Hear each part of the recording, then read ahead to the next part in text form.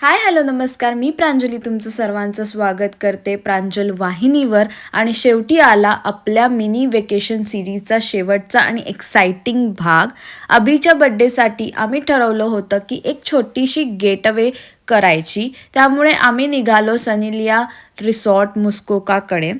आमच्यासोबत होते अभिचे 2 मित्र आणि आम्ही सगळे कारने निघालो. मस्त एक लाँग ड्राईव्ह वॉनपासून साधारण 100पेक्षा जास्त किलोमीटर आणि लेस दॅन 2 आवर्सचा हा ड्राईव्ह होता. फायनली आम्ही पोचलो त्या रिसॉर्टमध्ये. पहिलीच इम्प्रेशन खूप छान होती. शांत वातावरण, आजूबाजूला लेक, विहीर आहे. बॉनफायर बॉनफायर पण करू शकतो काय त्याच्यावर ठेवायचं तुमच्या सळ्या.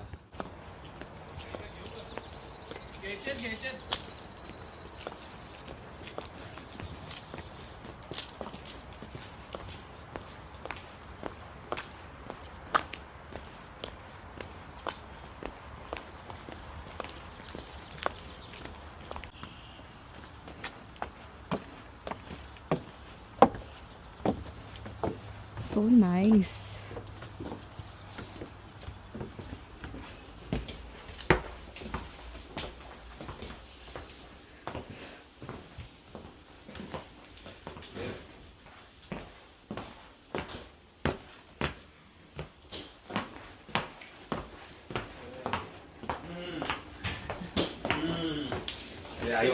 आइस ट्रे नहीं है इधर.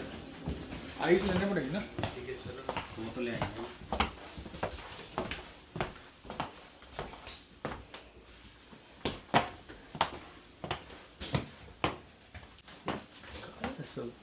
ओके.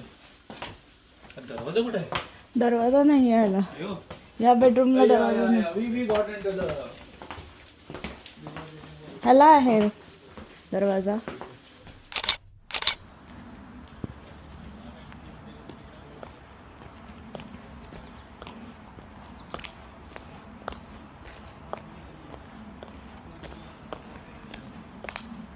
ऑल बॉईज ट्रिप आणि मी माझ्या नवऱ्याची +1.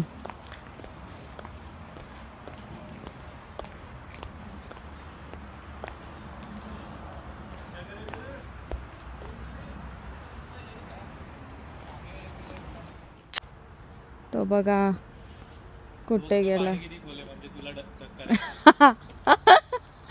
गुड. मला जाऊन बघायला लागेल मग. नको जीव नको देऊ, जीव नको देऊ बोलेल ही आली पाठीशी. पहिलंच इम्प्रेशन खूप छान होतं. शांत वातावरण, आजूबाजूला लेक आणि भरपूर ग्रीनरी. सिटी लाईफच्या धावपळीतून बाहेर पडून अशा ठिकाणी आलं की मन आपोआप रिलॅक्स होतं. जर कोणाला फॅमिली किंवा फ्रेंडसोबत वीकेंड गेटअवे करायची असेल तर अशी सेटअप खरंच परफेक्ट वाटते. रिसॉर्टमध्ये फ्री बोट राईड्स आणि कायाकिंगची सुविधा पण होती. मी आधीच कल्पना केली होती की आपण लेकमध्ये जाऊ, कायाकिंग करू आणि भरपूर आउटडोअर ॲक्टिव्हिटीज करू. पण निसर्गाने काही वेगळेच प्लॅन केले होते. आम्ही पोचलो आणि काहीच वेळात पाऊस सुरू झाला. सुरुवातीला वाटलं थोड्याच वेळात थांबेल, पण तो थांबायचं नावच घेत नव्हता. आउटडोअर ॲक्टिव्हिटीजचा प्लॅन थोडासा डिसअपॉइंट झाला. पण ट्रिप एन्जॉय करायची असते ती फक्त हवामानामुळे नाही तर सोबतच्या लोकांमुळे सुद्धा. म्हणून आम्ही मूड खराब न करता दुसरा प्लॅन केला. ड्राईव्ह करून आलेलो होतो आम्ही. खाण्यासाठी म्हणजे बार्बेक्यू करण्यासाठी सगळ्या गोष्टी घेतलेल्या होत्या. पण तरी पण असं वाटलं जाऊन आसपास बघूया काय खायला छान आहे का. तर अभि बोलला 5 मिनिटावर इकडे फूड कोर्ट आहे. ते 5 मिनिटं कधीचे आम्ही चालत होतो. त्यांच्याकडे आता ट्रेन नाहीच आहे. 5 मिनिटं बोलून किती चालवणार आहे हा माणूस. तू कशाला या चपला घालून आली. अरे मी असंच आली, मला वाटलं इथेच फिरायचं आहे. ठीक आहे. पेडलवाली पण आहे ती, ह्याच्या कायाकिंग वाला पण आहे आणि ती दुसरी मोटरवाली मोठीवाली पण आहे. 5 मिनिटं झाले. तो 5 मिनिटावाला तेच होतं वाटतं, जे होतं ना, पण ते आवडलं नाही वाटतं त्यांना. 5 मिनिटं असं चालून नाही 5 मिनिटं. तुझ्याला काही धक्का लागणार नाही.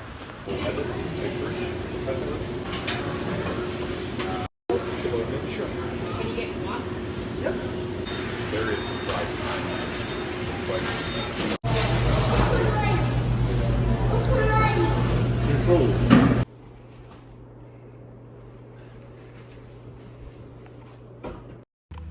पाऊस पडायला लागला. ते काय दिसतंय लेक मध्ये पाऊस पडतोय.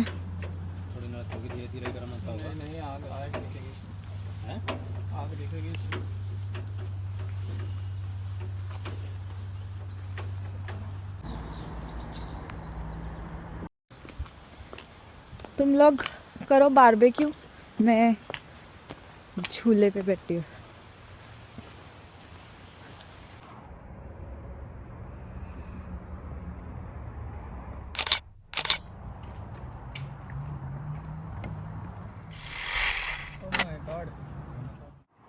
रात्री बार्बेक्यू करण्याचा प्लॅन आधीच ठरला होता. होल चिकन आणि पोर्क रिब्स तयार ठेवले होते, पण पाऊस इतका होता की बार्बेक्यू सेटअप नीट चाललंच नाही. त्या क्षणी वाटलं आता काय करायचं, पण भारतीय लोकांचा एक गुण आहे, जुगाड.